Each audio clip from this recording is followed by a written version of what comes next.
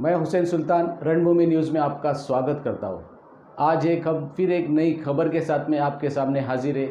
आज की हमारी खास खबर ये है।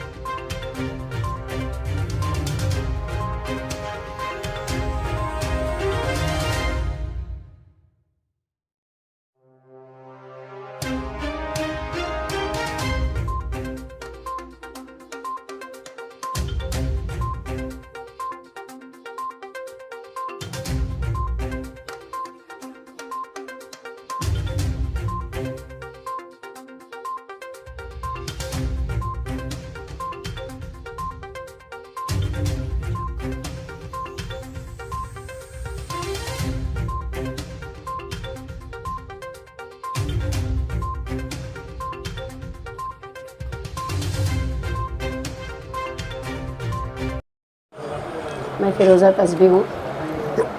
मुझे बचपन से लिखने का शौक़ रहा करता था।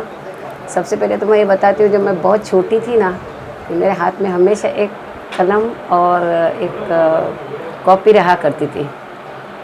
तो मुझे ऐसा लगता था मतलब कुछ भी लिखते रहो। जैसे मैंने लिखना शुरू किया, सबसे पहले मैंने अल्लाह रब्बुल इज़्ज़त का नाम लिखा है। लिया भी मैंने पहले नाम अपने अल्लाह का, और उसके बाद पहला नाम जो मैंने लिखा वो मेरे अल्लाह का ही लिखा है। सबसे पहले मैंने लिखने जब शुरू किया तो पहले मैंने हम्द लिखी है अल्लाह के नाम पर, ए खुदा तू ही तू। उसके बाद मुझे लिखने का शौक़ मुझ में बढ़ता गया। मेरी वो हम्द जो पहली बार मैंने लिखी उसी वक्त 2001 में कोकन की आवाज़ शुमारा महाड़ से जो निकला पहली बार, तो मैंने वहाँ पर एक ट्राई की, मतलब मेरी हम्द के लिए, और उन्होंने मोहम्मद शफ़ी पुरकर साहब ने मेरी वो हम्द शाये कर दी। तो मुझ में थोड़ा मतलब ऐसा एक हौसला जागा कि मैं लिख सकती हूँ शायद। फिर मैं लिखने लगी। उसके बाद मैंने पहला जो आर्टिकल लिखा वो औरत लिखा।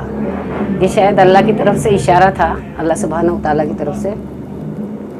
तो मतलब मैं ऐसा मुझे जज्बा मुझ में मैंने एक ऐसा महसूस किया कि मैं औरत की ज़िंदगी पर ज़्यादा गौर फ़िक्र कर रही हूँ। तो फिर मैं उसी तरह मैं लिखते गई और मेरे ज़्यादातर आर्टिकल्स जो है वो एक मैंने देखा कि मैं एक तरबियत, बच्चों की तरबियत और औरत की ज़िंदगी पर कि इस्लाम ने उन्हें क्या, और मैं आपको बता देती हूँ कि मैंने आर्टिकल्स जो लिखे हैं वो मैंने हदीस और दलील इस्लाम को मतलब उसमें शुमार करके इस्लाम के ताल्लुक़ से ही मैंने लिखे हैं, इस्लाम को लेकर। तो इस तरह मैं लिखते गए, मुझ में लिखने का शौक़ जागा। फिर कोकन की आवाज़ वाले मेरा जो है वो आर्टिकल्स रेगुलर मुझसे लेने लगे और मैं रेगुलर उसमें लिखने लगी। और उसके बाद सबसे पहला आर्टिकल मेरा इनकलाब में आया, इनकलाब 2006 में। तो मेरे को एक बहुत ज़्यादा उम्मीद जागी। मेरा बचपन से ख्वाब था कि मैं इनकलाब के लिए कभी लिखूं। मैं इनकलाब बहुत ज़्यादा पढ़ा करती थी, छोटी थी जब से। अब्बा मुझसे पढ़ा के लेते थे और सुना करते थे। तो इस हिसाब से मैंने 2006 में इनकलाब में जो पहला आर्टिकल लिखा वो मैंने हमारे कोकन की रसूमात पर लिखा, जो ये फरसुदा रसूमात रहती है, मंगलसूत्र, शादी ब्याह, खर्च वर्ष वगैरह सब, उस पर मैंने लिखा। सबसे पहले तो मेरे जो आर्टिकल्स जो शाये होने लगे इनकलाब के बाद उर्दू टाइम्स में, सहाफ़त में, हिंदुस्तान में मेरे 1-2 आर्टिकल आ चुके हैं, और राष्ट्रीय सहारा, ऐसे बहुत सारे अखबार में। फिर एक एडिटर है जिन्होंने मेरे आर्टिकल्स मुझसे मांगे, और 250 अखबार में उर्दू शाये होने लगे। लोग ज़्यादा पढ़ने लगे। अल्लाह के फजल व करम से मेरी आवाज़ दूर दूर तक जाने लगी। जो मेरा ख्वाब था कि मेरी आवाज़ जो है वो अल्लाह ताला दूर दूर तक पहुँचाए, और अल्लाह सुब्हानहू व तआला ने वो सच कर दिखाया। उसके बाद मुझे एक दिन फ़ोन आया उर्दू साहित्य अकेडमी से महाराष्ट्र उर्दू साहित्य अकेडमी से कि आपके जो है वो आर्टिकल्स की कटिंग्स हमको भेज दीजिए। मैंने ज़रा भी समझा नहीं किस लिए मांगे जा रहे, और मैंने वो कटिंग्स भेजी वहाँ पर। फिर मेरा सिलेक्शन वहाँ पर हुआ, मुझे राज्य पुरस्कार मतलब मिला है स्टेट का 2010 में। 2012 में मुझे उर्दू साहित्य अकेडमी से अवार्ड मिला है, हारून रशीद अली अवार्ड। तो वो उसके बाद मेरा उसी हिसाब से फिर मैं लिखते रही, तो मुझे बिंतुल हिंद का अवार्ड भी मिला नीड्स NGO के जानिब से। तो वहाँ पर भी मेरा सिलेक्शन हुआ। 10 ख़वातीन का होता है, उसमें मेरा भी नाम आया और उन्होंने मुझे कॉल किया और मैं आई यहाँ पर और वो मुझे अवार्ड मिला।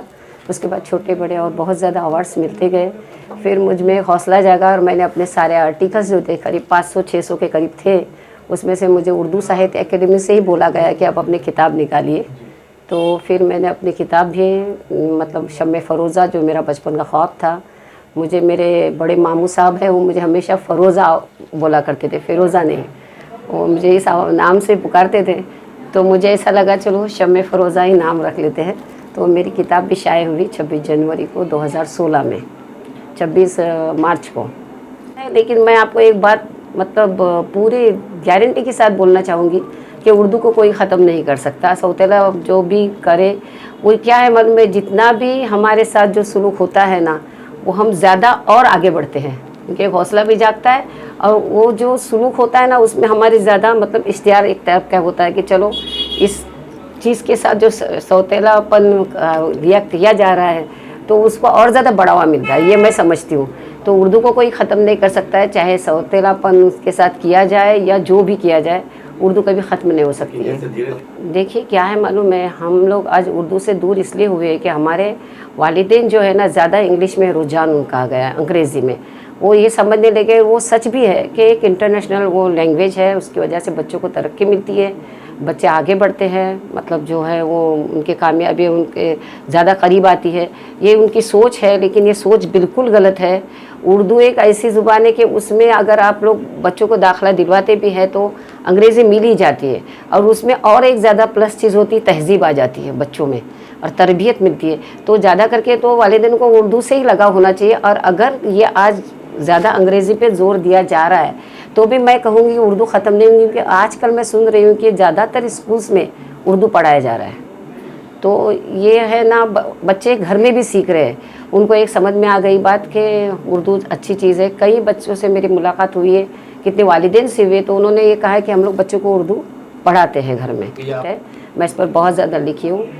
क्या होता है, हमारे वालिदैन ने आजकल जो है ना, हमारे घर में ज़्यादातर असरी तालीम पे ज़ोर दिया जा रहा है, असरी तालीम पे ज़्यादा कॉन्सेंट्रेट है, उन लोगों का यकसुरी है। और दीनी तालीम से बच्चों को इतने ही शमूलियत की जाती है कि बच्चा जब स्कूल से घर आता है, होमवर्क करता है, खाना खाता है, उसके बाद मौलाना आते हैं अरबी पढ़ाने के लिए। चंद मिनटों के लिए वो अरबी पढ़ाते और निकल जाते हैं। बच्चे सिर्फ कुरान सीखते हैं, उनको पता नहीं होता है कि कुरान में क्या लिखा है। तो सबसे पहले वालिदैन ने बच्चों को अरबी दीनी जो तालीम है उससे लगाव लगाना ज़्यादा ज़रूरी है, और वो भी कुरान को समझ के पढ़ाना ज़रूरी है। तो ही बच्चा समझ सकेगा कि हमें क्या अल्लाह ने हुक्म दिया है, क्या अहकामात है। और बच्चों के बहकने की वजह यही है कि दीनी तालीम का फुकदान है, और इस वजह से ये होता है। और होता यूँ है कि हमारे बच्चों को मतलब जो स्कूल में जो प्रोग्राम्स होते हैं ना, गैदरिंग्स है, कॉलेज में रोज़ डे है, साड़ी डे है, वैलेंटाइन डे, ये चीज़ें जो है उसमें माँ बाप का ज़्यादा साथ है कि जाओ आप करो, एंजॉय करो। बच्चे पढ़ते बहुत है तो उनको थोड़ा एंजॉय करना ज़रूरी है, ये समझ के। तो वही अगर वालिदैन अगर बच्चों की दीनी तालीम पर अगर तवज्जो दे तो ये चीज़ नहीं होगी। तो हर बच्चा अच्छा रहता है, बहुत प्यारा रहता है। वो एक कोरा कागज़ है, उनका कोई कसूर नहीं है। जब वो दुनिया में आता है ना तो बिल्कुल एक कोरे कागज़ की तरह होता है, उस पर जो इबारत लिखी जाती है वही मजमून आगे चल के बनता है। बस शुक्रिया। 100%। और यही होना चाहिए। मेरा भी जज्बा उर्दू के लिए बहुत ज़्यादा है। मैं तो खुशकिस्मत वाला हूँ। मैं मेरे ऑफिस में इनके कदम महसूस हो गई मैं एकदम से बहुत खुशकिस्मत अपने आप को समझ रहा हूँ। शुक्रगुजार तो हम भी आपके हैं कि आपने हमको एक आइकॉन से मिला दिया एक। जी, मैं तमाम वालिदैन से कहना चाहूँगी कि आप लोग बहुत अच्छे आगे जा रहे हैं। आज जो असली तालीम में बच्चों की तरक्की है, तशरीफ़ ये बच्चे जो आगे बढ़े, बहुत अच्छी चीज़ है। ये हमारे मुल्क के लिए बहुत ज़्यादा ज़रूरी है। जिस मुल्क में तालीम ज़्यादा होगी ना, वही मुल्क तरक्की करता है। मुल्क की तरक्की का मतलब जो है वो ज़मानत जो है वो तालीम ही है, निहायत ज़रूरी है। कुरान जो है ना, वो सिर्फ पढ़ाना नहीं है, उसमें जो लिखा है वो समझाना ज़्यादा ज़रूरी है कि अल्लाह रब्बुल इज़्ज़त हमसे क्या कहते हैं। तरबियत सबसे बड़ी चीज़ है, अखलाकी तालीम और तरबियत जो है ना वो सबसे बड़ी चीज़ है। तरबियत अगर साथ होना तो ही तालीम मतलब उसका जो है वो निचोड़ जो है वो तरबियत में है। तालीम उसी वक्त इस्तिफ़ादा दे सकती है जब तरबियत हो, वरना सिर्फ तालीम से कुछ भी नहीं होता। और मैं सबसे पहले ये आपका शुक्रिया अदा करना चाहूँगी जनाब गफ़ूर उमानी साहब का। ये मेरे नहनियाल से है, मेरे भाई है, और इन्होंने जो मुझे यहाँ पर बुला के जो इज़्ज़त दी, मैं अल्लाह रब्बुल इज़्ज़त की भी शुक्रगुज़ार हूँ और इनकी भी मशकूर ममनून हूँ कि मुझे इस तरह से इन्होंने बुला के महसूस कर दिया। मैं इतनी मतलब सोचा भी नहीं था कि इस तरह मेरा इज़्ज़त अफ़ज़ाई होंगी। इनके लिए एक शेर कहना चाहूँगी कि अंदाज़ तकल्लुफ़ से दानाई नज़र आई, अंदाज़ तकल्लुफ़ से दानाई नज़र आई, साहिल से समंदर की गहराई नज़र आई। इनके बारे में मैंने बहुत कुछ पढ़ा है, बहुत अच्छी खिदमत चल रही है इनकी।